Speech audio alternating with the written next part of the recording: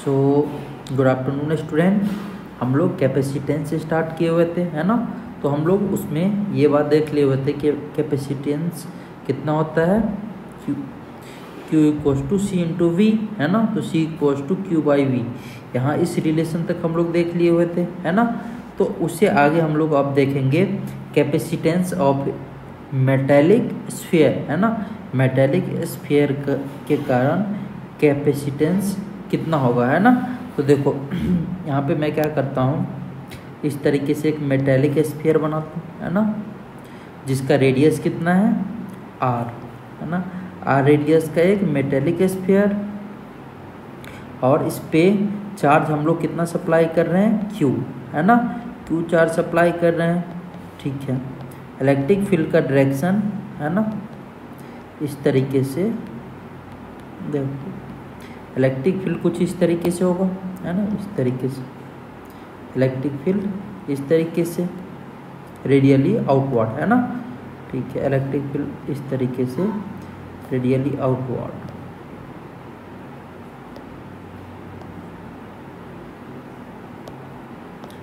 ये होगा, है ना, ठीक है। तो ये इलेक्ट्रिक फील्ड हो गया अपना इलेक्ट्रिक फील्ड, और इसके कारण अगर मैं कैपेसिटेंस लिखता हूँ तो मैं क्या बोलूँगा, ये बात बोल सकता हूँ क्या, C capacitance equals to Q by, है ना, V पोटेंशियल, है ना। ये electric field up to infinity होगा, है ना।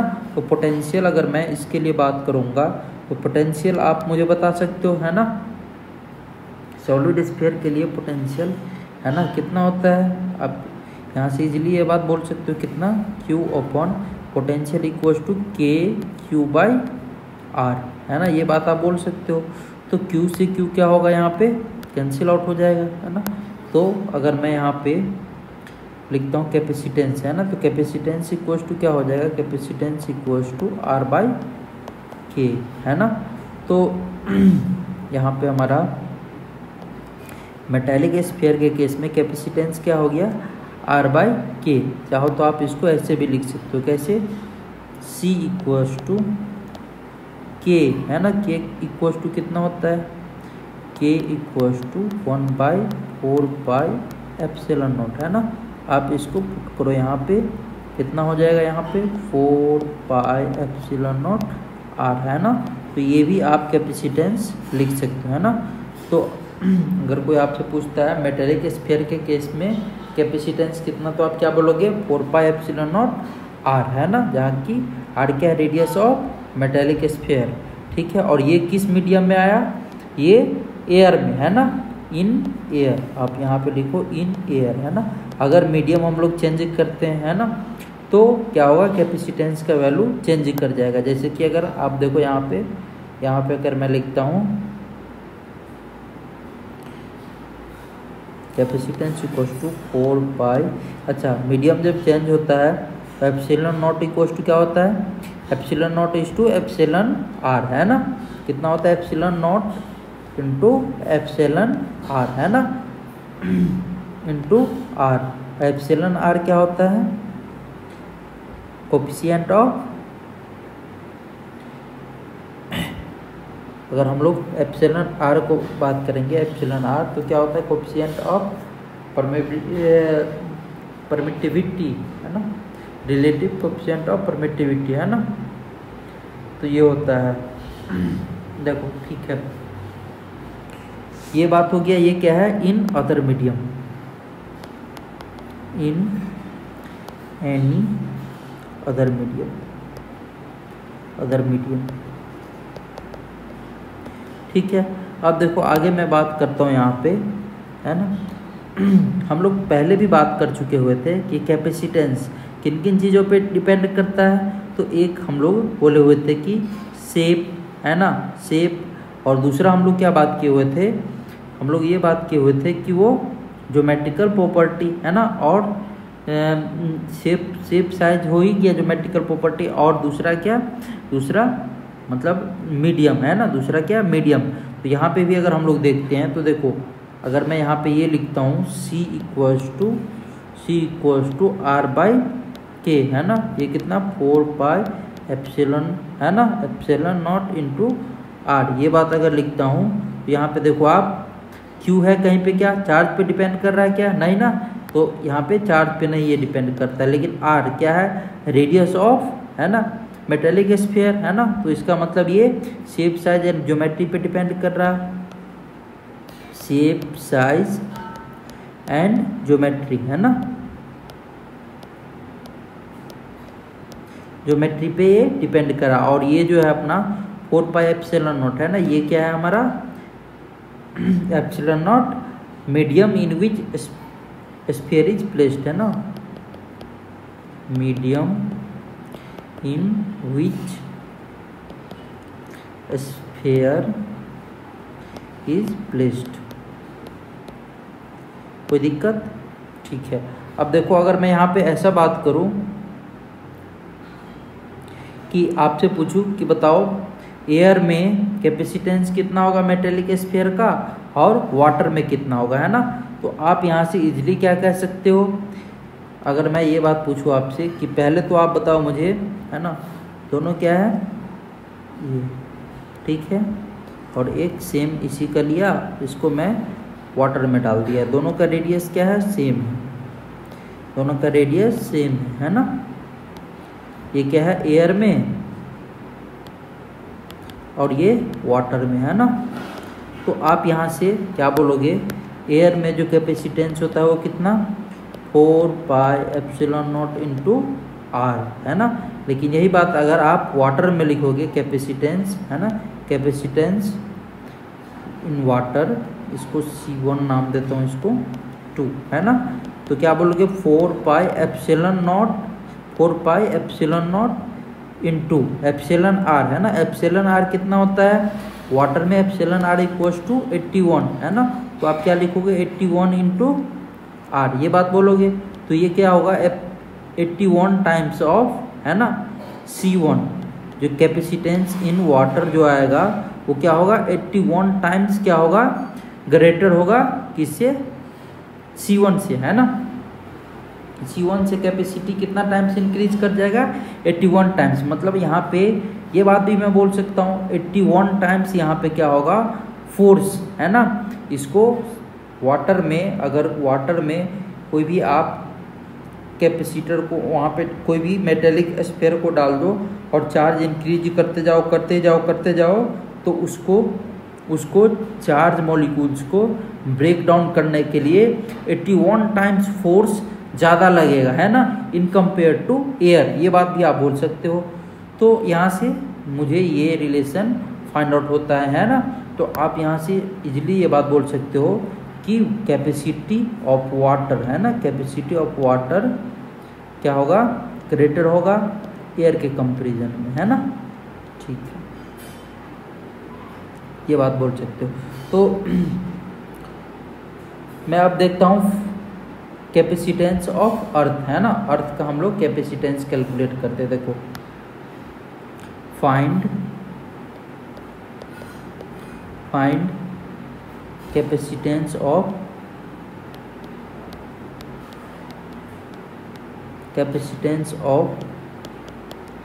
अर्थ, है ना, अर्थ का हम लोग क्या करते हैं कैपेसिटेंस कैलकुलेट करने का ट्राई करते हैं, ठीक है। अब देखो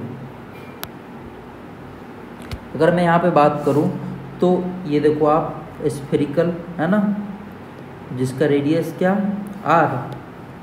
आर, ठीक है, तो कैपेसिटेंस इक्वल्स टू मैं क्या लिख सकता हूँ R/K, है ना, R/K।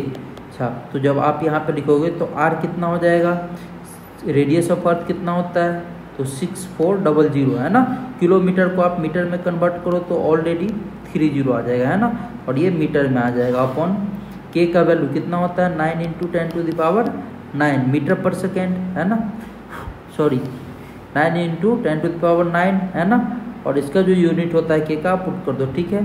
तो यहाँ से जब आप इसको सॉल्व करोगे तो ये कितना आ जाएगा C इक्वल्स टू यहाँ पे देखो ये ऊपर में 5 0 है ना, तो 5 0 से 5 0 कैंसिल आउट हो जाएगा। आप इसको डिवाइड करोगे तो ये कितना आ जाएगा 9 7 जा 63, है ना, तो 7 7 1 1, है ना, और इसको माइक्रो फेराड, है ना, फेराड 711 माइक्रो फेराड, है ना, 711 माइक्रो फेराड। तो इतना आ जाएगा, कोई दिक्कत? इसका यूनिट क्या होगा? फेराड, फेराड, है ना, फेराड, फेराड। कोई दिक्कत? तो ये देखो इसका अर्थ का, है ना, रेडियस मैं यहाँ पे ले चुका हूँ और कैपेसिटेंस कितना कम आया है, देखो 711 माइक्रो फेराड, है ना, 711 माइक्रो फेराड। तो अर्थ इतना रेडियस मैं ले लिया हूँ और फिर भी कैपेसिटेंस कितना है? 711 माइक्रो फेराड, है ना। तो अब तो कुछ ना कुछ यहाँ पे करना पड़ेगा, है ना, क्योंकि इतना बड़ा रेडियस लेने के बावजूद भी कैपेसिटेंस इतना कम आ रहा है। तो कैपेसिटेंस इंक्रीज करने के लिए मटेरियल का कुछ अलग से हम लोग कुछ अलग सोचना पड़ेगा, है ना, कुछ इसमें चेंज करना पड़ेगा ताकि रेडियस क्या हो? कम हो और फिर भी हम लोग कैपेसिटी क्या करें? ज़्यादा स्टोर कर सके हम लोग चार्ज को, है ना। तो इसके लिए हम लोग को कुछ अलग सा सोचना पड़ेगा, है ना। तो देखो हम लोग आगे सोचते हैं क्या करेंगे, तो इसका कैपेसिटेंस इंक्रीज करेगा, है ना। ये वैल्यू को आपको, इस डाटा को याद रखना है ना, ठीक है। अब देखो आगे मैं बात करता हूँ, यहाँ पे हेडिंग दो आप लोग, एनर्जी स्टोर्ड बाय कंडक्टर या मेटल। एनर्जी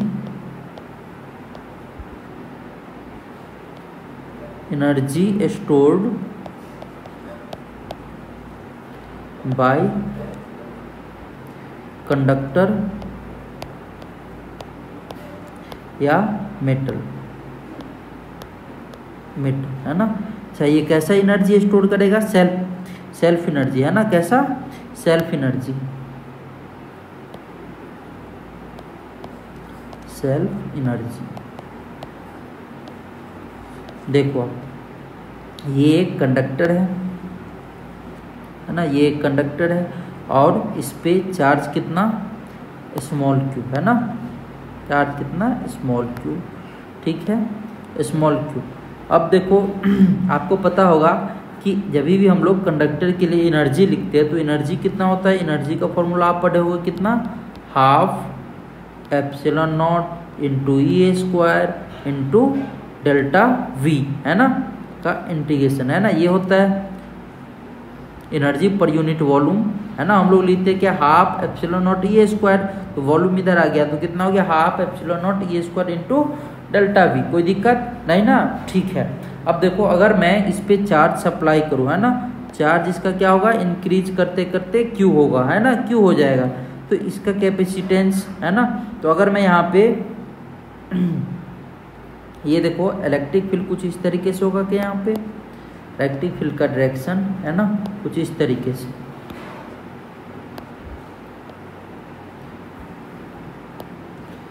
ये देखो आप इलेक्ट्रिक फील्ड का डायरेक्शन कुछ इस तरीके से, है ना, इस तरीके से इलेक्ट्रिक फील्ड का डायरेक्शन होगा, ठीक है ना। तो अगर मैं यहाँ पे बात करूँगा तो क्या लिखूँगा, है ना, ठीक है। अब यहाँ पे अगर मैं बात करूँगा तो देखो वर्क डन अगर मैं लिखूँगा तो वर्क डन, है ना, वर्क डन। हम लोग पोटेंशियल क्या लिखते हैं? चार्ज फ्रॉम ब्रिंग, है ना, चार्ज को हम लोग इन्फिनिटी से किसी पी पॉइंट पे लाते हैं तो वर्क डन फ्रॉम, है ना, charge from infinity to P point, है ना, per unit charge. Work done by external agents, है ना, to bring a charge from P points per unit charge, है ना। तो ये बात लिखते हैं वर्क डन। तो यहाँ पे हम लोग वर्क डन इक्वल्स टू क्या लिख सकते हैं? Work done equals to potential into D Q, potential into D Q. बताओ आप, कोई दिक्कत नहीं ना, ठीक है। अब अगर मैं यहाँ पे बात करूँगा, अच्छा पोटेंशियल इक्वल्स टू क्या लिख सकता हूँ? D W equals to potential equals to Q equals to C into V. तो V equals to Q by C, है ना, Q by C into D Q. ऐसा लिख सकता हूँ क्या, है ना। इंटीग्रेट कर दूंगा बोथ साइड, है ना, कहाँ से कहाँ तक? तो आप इसको इंटीग्रेट करो 0 से क्यू चार्ज, फाइनली चार्ज हो गया कितना? क्यू। तो जब हम लोग इंटीग्रेट कर देंगे यहाँ से यहाँ तक तो क्या होगा? W of external work done equals to ये कितना हो जाएगा? क्यू स्क्वायर, है ना, बाई 2 इंटू सी, है ना, और लिमिट कहाँ से कहाँ तक, 0 से कैपिटल Q तक, है ना। तो आप यहाँ पे लिख सकते हो W of external work done equals to Q² / 2C, है ना, 2C। तो एक्सटर्नल वर्क डन अगर आपसे कोई पूछे तो क्या बोलोगे, Q² / 2C, कोई दिक्कत नहीं ना। अब हम यहाँ पे ये बात भी लिख सकते हैं क्या, Q इक्वल्स टू कितना होता है, C × V, है ना। आप ये पुट कर दो इसमें, तो जब हम लोग पुट करेंगे तो ये कितना हो जाएगा, W external equals to C² V² / 2 × C, C get C cancel, ये कितना हो जाएगा, W of external equals to CV² / 2, CV² / 2, है ना। ठीक है, ये हो जाएगा CV² / 2। तो चाहो तो आप दोनों में से कोई भी फॉर्मूला को लर्न कर सकते हो, है ना, याद रख सकते हो, कोई दिक्कत नहीं ना। ठीक है, यहाँ पे दोनों में से कोई भी फॉर्मूला आप इसको याद रख सकते हो इजीली, कोई दिक्कत नहीं है यहाँ पे, है ना। तो आप चाहो तो ये लिखो, ये याद रखो, work done by external force, है ना, एक्सटर्नल एजेंट Q² / 2C, है ना, और दूसरा या हाफ CV², है ना, हाफ CV² भी आप याद रख सकते हो। तो अगर मैं ठीक है, तो आप ये, है ना, और ये जो आता है एक्सटर्नल वर्क डन, ये किसके इक्वल होता है, सेल्फ एनर्जी के, है ना। ये जो होता है ये किसके इक्वल, सेल्फ एनर्जी के लिए, यू सेल्फ, है ना, सेल्फ एनर्जी के ये इक्वल होता है। तो आप एनर्जी इक्वल्स टू भी ये बात बोल सकते हो, है ना, एनर्जी इक्वल्स टू कितना, Q² / 2C, है ना, या आप ऐसा भी बोल सकते हो हाफ CV², है ना, ये बात भी बोल सकते हो, या आप हाफ Q × V, है ना। तीनों में से कोई भी फॉर्मूला आप बोल सकते हो, कोई दिक्कत आपको नहीं होगा, है ना। Energy equals to Q² / 2C या हाफ CV² या हाफ Q × V, है ना। ठीक है, अब देखो हम स्फीयर के लिए देखते हैं एनर्जी कितना आता है इसी फॉर्मूला को यूज करके, है ना। देखो फॉर स्फीयर, है ना, अगर हम लोग एनर्जी लिखते हैं तो एनर्जी इक्वल्स टू कितना, एनर्जी इक्वल्स टू क्या हम लोग लिख सकते हैं, Q² / 2 × C, है ना। तो ये कितना, Q² / 2, अच्छा C कैपेसिटेंस कितना आप स्फीयर के केस में पढ़े हो, तो आप क्या बोलोगे, 4πε0 × R, 4πε0 है ना R, यही पढ़े हो क्या, कैपेसिटेंस 4πε0 R, है ना। तो जब आप इसको सॉल्व करोगे तो ये कितना हो जाएगा, Q², है ना, अपॉन ये कितना 2R, है ना। और ये देखो 1/4πε0 इक्वल्स टू क्या लिख सकते हैं हम लोग, K, है ना। तो अगर हम लोग यहाँ पे लिखे तो ये क्या हो जाएगा, KQ² / 2R, है ना, KQ² / 2R। तो एनर्जी कितना हो जाएगा, self energy due to sphere, है ना, स्फीयर के कारण जो सेल्फ एनर्जी आएगा वो कितना, KQ² / 2R। तो आप ऑलरेडी पहले भी ये बात पढ़े हो और यहाँ पे भी हम लोग देख लिए, कोई दिक्कत नहीं ना। ठीक है, अब देखो हम लोग आगे बात करते हैं sharing of charge between 2 conductors. यहाँ पे हेडिंग देते हैं नया, sharing of charge between 2 conductors, sharing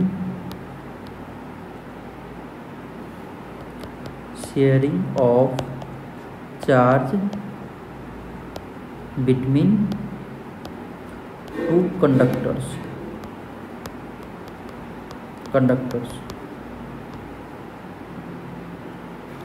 अब हम लोग यहाँ पे क्या देखेंगे, देखो जैसे कि एक कंडक्टर A है और दूसरा B है ना, और हम एक वायर से क्या करेंगे, कनेक्ट कर देंगे, है ना। तो क्या क्या पॉसिबिलिटी यहाँ पे होगा हम लोग सारा चीज़ देखेंगे, है ना। आप देखो यहाँ पे मैं क्या करता हूँ, एक ये कंडक्टर लेता हूँ, है ना, एक ये कंडक्टर, ठीक है, और दूसरा कंडक्टर ये है ना, ये कंडक्टर है, और इसका कैपेसिटेंस कितना C1, इसका पोटेंशियल कितना V1, है ना, और इस पे चार्ज कितना Q1, कोई दिक्कत नहीं ना। इसका कैपेसिटेंस C2, इस पे चार्ज Q2, इस पे पोटेंशियल V2, है ना।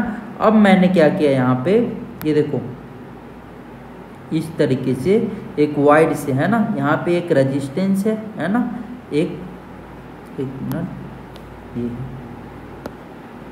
ये इस तरीके से रेजिस्टेंस है ना, और ये है ना, ठीक है। और मैंने क्या किया, यहाँ पे एक वायर को ऐसे लाके छोड़ दिया, है ना। अभी मैं इसको कनेक्ट नहीं किया हूँ, है ना, ये t=0 पे क्या है, ओपन है। अब जाके मैं इसको क्या किया, t=0 पे इसको कनेक्ट कर दिया, है ना, इस वायर को कनेक्ट कर दिया। तो जब हम लोग वायर को कनेक्ट करेंगे, है ना, जब भी आप वायर को इस तरीके से दो कंडक्टर में, है ना, दो कंडक्टर में से वायर लेके और एक दूसरे को कनेक्ट कर दोगे तो क्या होगा, चार्ज का फ्लो होना स्टार्ट होगा, है ना।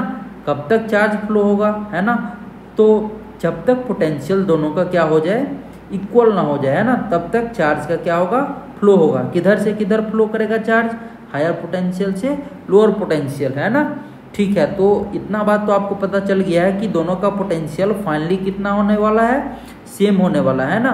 मैं मान लेता हूँ कि इसका पोटेंशियल, फाइनल पोटेंशियल, है ना, फाइनल पोटेंशियल कितना हो जाएगा, सेम, है ना। और मैं मान लेता हूँ कि फाइनल पोटेंशियल कितना हो गया, V, है ना, और इसका भी फाइनल पोटेंशियल V, कोई दिक्कत। अब देखो आप इसमें से चार्ज फ्लो हुआ होगा, है ना, तो इसका जो फाइनल चार्ज आया, है ना, 1 का, कंडक्टर 1 का और कंडक्टर 2, है ना, तो कंडक्टर 1 का जो फाइनल चार्ज हुआ होगा कुछ, मैं मान लेता हूँ कितना, स्मॉल q1, और जो सेकेंड कंडक्टर है उसका चार्ज कितना, उस पर जो चार्ज हुआ होगा वो रह गया होगा, वो कितना, Q2, स्मॉल Q2, है ना। अच्छा ये बताओ क्या कैपेसिटेंस भी यहाँ पे चार्ज चेंज होगा, कैपेसिटेंस का वैल्यू C1 और C2 का भी वैल्यू चेंज होगा क्या, नहीं ना, ठीक है। क्यों नहीं चेंज होगा, क्योंकि कैपेसिटी और कैपेसिटी इंक्रीज डिक्रीज थोड़ी होगा, है ना, ठीक है। तो अगर मैं यहाँ पे बात करूँगा तो आपको ये बात तो पता चल गया है कि पोटेंशियल सेम होने वाला है ना। तो अगर मैं यहाँ पे बोलता हूँ चार्ज कंजर्वेशन, है ना, चार्ज कंजर्वेशन, तो चार्ज कंजर्वेशन मतलब क्या हो गया, इनिशियल चार्ज जितना होगा उतना ही क्या होना चाहिए, फाइनल चार्ज, है ना। तो इनिशियल चार्ज कितना है, तो आप बोलोगे क्या, जितना फाइनल चार्ज है उतना ही क्या होगा, इनिशियल। तो small q1 plus small q2 equals to q1 plus q2, आप ये बात बोलोगे क्या, है ना, ठीक है। तो देखो ये small q1 plus small q2 equals to q1 plus q2, है ना। अच्छा अगर हम ये बात लिखते हैं, देखो यहाँ पे q1 प्लस q2, है ना, तो आप यहाँ पे ऐसा करो, इसको आप q1 plus q2 equals to क्या लिखो, अच्छा q1 इक्वल्स टू क्या हो जाएगा, देखो मैं इनिशियल केस में अगर देखूंगा तो मैं क्या लिख सकता हूँ, q1 v1 equals to q equals to c into v, तो ऐसा लिख सकता हूँ क्या, इसके लिए q1 equals to c1 into v1, है ना, q1 equals to c1 into v1 और q2 equals to c2 into v2, ये बात मैं लिख सकता हूँ क्या, है ना। इनिशियल केस में आप यहाँ पे पुट करो कितना, c1 v1 plus c2 v2, ऐसा बोल सकता हूँ क्या, है ना, ठीक है। और फाइनली चार्ज कितना हो गया था, स्मॉल q1 और दूसरे पे स्मॉल q2, तो इसके लिए जब मैं लिखूँगा तो कितना हो जाएगा, small q1 equals to c1, है ना, और पोटेंशियल फिर कितना हो गया था उस कंडीशन में, v हो गया था, है ना, फाइनल पोटेंशियल। और जब आप q2 लिखोगे तो कितना, c2 इंटू v, है ना, पोटेंशियल फाइनल v हो गया था। तो अगर आप ये भी पुट करते हो तो ये कितना हो जाएगा, c1 v plus c2 v equals to c1 v1 plus c2 v2, है ना। आप यहाँ पे v क्या करो, कॉमन ले लो, है ना, तो v कॉमन जब ले लोगे तो ये कितना हो जाएगा, c1 प्लस c2, है ना, और ये कितना, c1 v1 plus c2 v2, है ना। तो आप यहाँ पे कॉमन पोटेंशियल, है ना, कॉमन पोटेंशियल बोल सकते हो कितना, c1 v1 plus c2 v2 upon c1 plus c2, है ना। तो ये आ जाएगा आपका कॉमन पोटेंशियल, कोई दिक्कत इसमें नहीं ना, ठीक है। तो ये आ जाएगा कॉमन पोटेंशियल। अब देखो अगर मैं यहाँ पे बात करता हूँ चार्ज का, है ना, चार्ज फाइनली चार्ज कंडक्टर 1 पे कितना रहेगा और फाइनल चार्ज कंडक्टर 2 पे कितना आ गया, है ना। तो अगर मैं यहाँ पे चार्ज का बात करूँगा तो charge on final charge on conductor 1, तो फाइनल चार्ज ऑन कंडक्टर 1, है ना।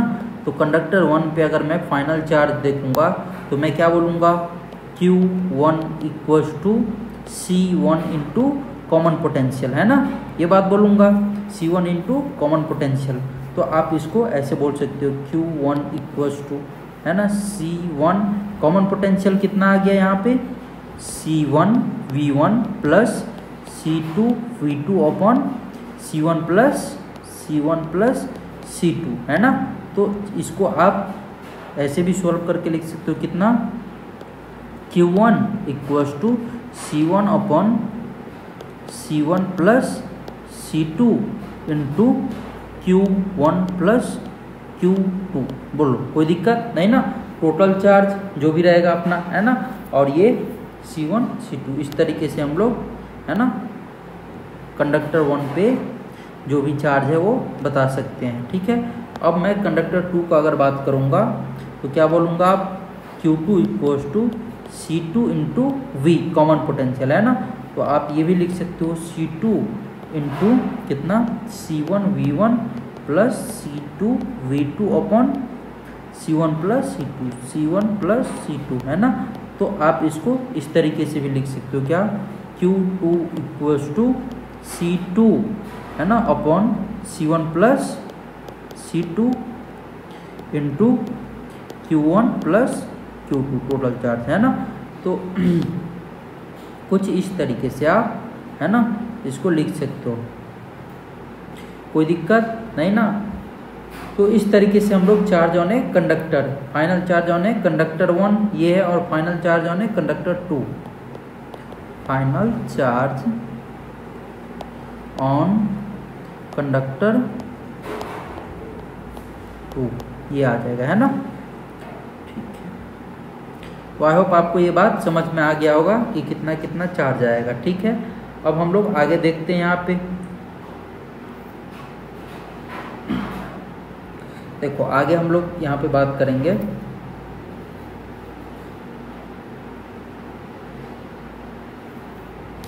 ये आ गया अपना चार्ज, है ना, ठीक है। अब हम लोग एनर्जी, है ना, एनर्जी का बात करते हैं एक बार। देखो अच्छा यहाँ पे रेजिस्टेंस लगा हुआ है, ये रेजिस्टेंस लगा हुआ है, यहाँ पे क्या हो रहा है, हीट का डिसिपिएट हो रहा होगा, है ना, एनर्जी का कुछ ना कुछ तो लॉस हुआ होगा, वो कितना लॉस हुआ होगा अब हम लोग वो चीज़ देखेंगे, है ना। तो हीट डिसिपिएट अगर मैं यहाँ पे बात करूँ तो कितना, ये बात बोल सकता हूँ, क्या बोल सकता हूँ यहाँ पे, हीट डिसिपिएट अगर आप बात करोगे तो क्या बोल सकते हो, H equals to I square R into dt, है ना, आप ये बात बोल सकते हो यहाँ पे। तो देखो अगर मैं ये बात यहाँ पे मैं ये बात बोल सकता हूँ I square R into dt, लेकिन यहाँ पे अगर मैं बात करूँगा तो हीट डिसिपिएट क्या बोल सकता हूँ, हीट डिसिपिएट, है ना।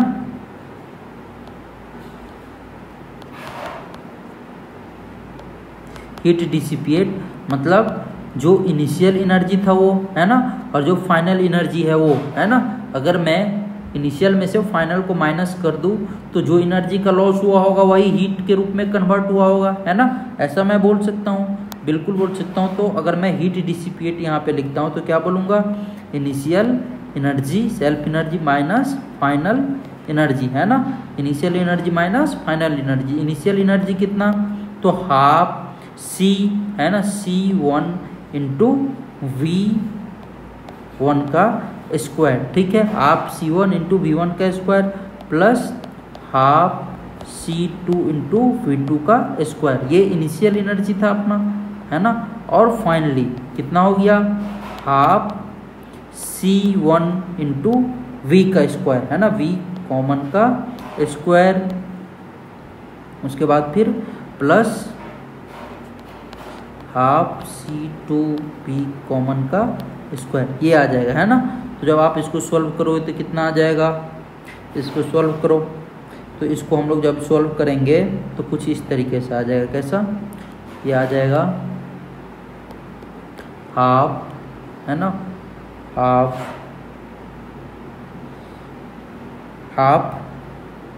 C1, है ना, into C2 upon C1 plus C2, है ना, इंटू V1 माइनस V2 का होल स्क्वायर, है ना।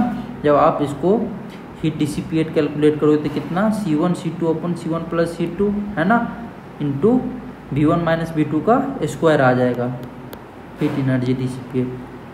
आप इसको जब सॉल्व करोगे तो ये बात आ जाएगा, कोई दिक्कत इसमें नहीं ना, ठीक है। तो ये आ जाएगा अपना हीट डिसिपिएट। आई होप आपको ये बात समझ में आया होगा, है ना। जब आप इसको सॉल्व करोगे तो ये बात आ जाएगा।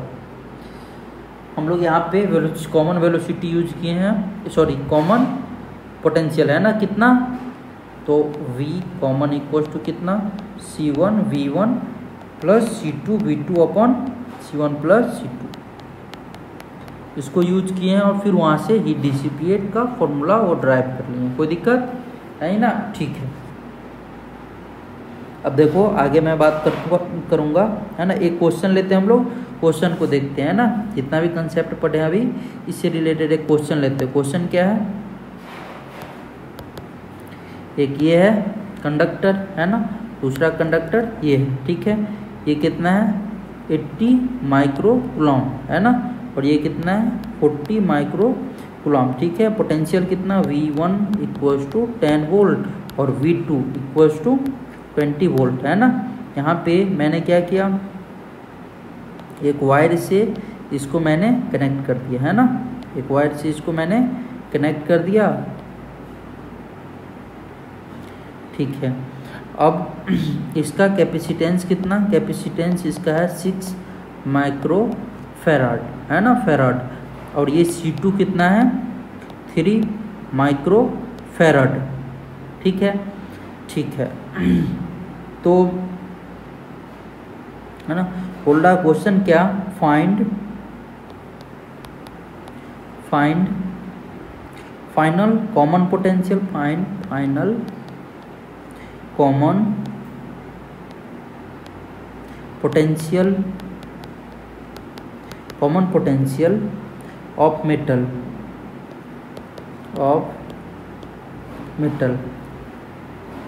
और दूसरा क्या है, दूसरा final charge on each metal,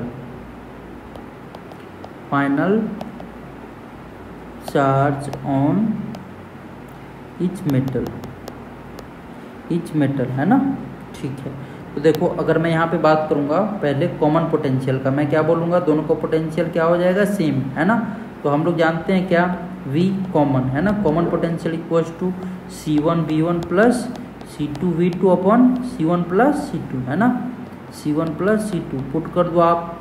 C1 कितना है 6 माइक्रो फेराड, है ना, प्लस अच्छा V कितना 10 वोल्ट, और ये plus C2 3 micro farad into, है ना, ये 20, और ये C1 प्लस C2 कितना हो जाएगा 9 माइक्रो फेराड, ये आ जाएगा, है ना। तो जब आप इसको सॉल्व करोगे तो ये कितना आ जाएगा, ये आ जाएगा 60 और ये 60 120, तो 120 अपॉन 9, है ना। जब आप इसको सॉल्व करोगे तो ये 40/3 वोल्ट, है ना, ये आ गया कॉमन पोटेंशियल, कोई दिक्कत। अब final charge on each potential, तो अगर मैं ईच मेटल, है ना, तो अगर मैं मेटल 1 इसका नाम देता हूँ मेटल 1 और ये मेटल 2, है ना, तो मेटल 1 पे चार्ज देखूंगा, फाइनल चार्ज ऑन मेटल 1, है ना। तो 1 पे अगर मैं चार्ज देखूंगा तो क्या लिखूंगा मैं, Q1 equals to C1 into V common, है ना, V कॉमन, तो C1 कितना है इसका 6 micro farad into farad into 40/3 है ना। जब आप इसको सॉल्व करो तो ये कितना आ जाएगा 80 माइक्रोकूलम है ना। 80 माइक्रोकूलम चार्ज आ गया इस पे। फाइनल चार्ज ऑन मेटल 2 है ना। दूसरे वाले मेटल पे अगर मैं देखूंगा तो क्या बोलूँगा Q2 = C2 × V कॉमन है ना। तो कितना है ये 3 माइक्रोफेरड इंटू V = 40/3 है ना। तो जब आप इसको सॉल्व करो तो ये कितना आ जाएगा 3 से 3 गेट कैंसिल 40 माइक्रोकूलम है ना। तो ये आ जाएगा अपना क्या फाइनल चार्ज ऑन ये सेकेंड मेटल है ना। ठीक है तो आपको ये चार्ज भी पता चल गया। अब अगर आप चाहो तो यहाँ पे है ना तीसरा बात हम लोग क्या कर सकते हैं एनर्जी है ना, एनर्जी डिसिपिएट का। तो एनर्जी डिसिपिएट क्या बोल सकते हैं हीट एनर्जी डिसिपिएट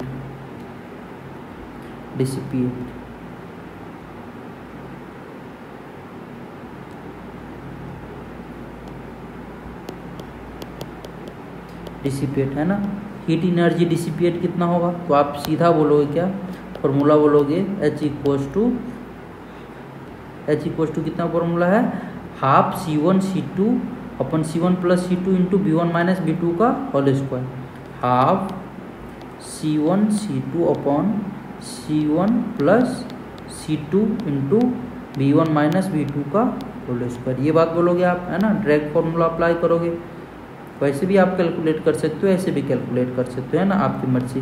ये कितना हो जाएगा हाफ C1 ये कितना हो जाएगा 6 × 3/6 + 3 9 × V1 - V2 का स्क्वायर।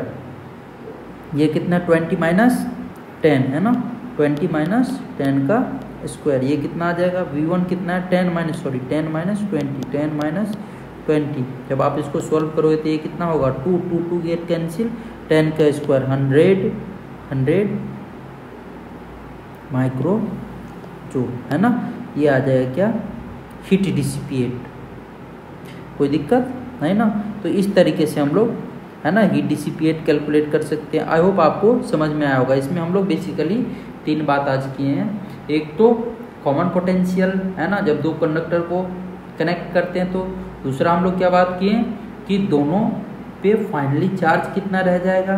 और फिर तीसरा बात की कि हीट एनर्जी कितना डिसिपिएट करेगा है ना। तो आपको तीनों बात ये पता चल गया होगा और कैसे फाइंड आउट करते हैं आपको ये भी आ गया होगा समझ में है ना। आई होप आपको ये समझ में आ गया होगा। अगर फिर भी कोई प्रॉब्लम होता है आप मैसेज कर सकते हैं ठीक है। मैं आपको उसका रिप्लाई दूंगा। आज के लिए इतना ही है ना। Thank you. जय हिंद जय भारत।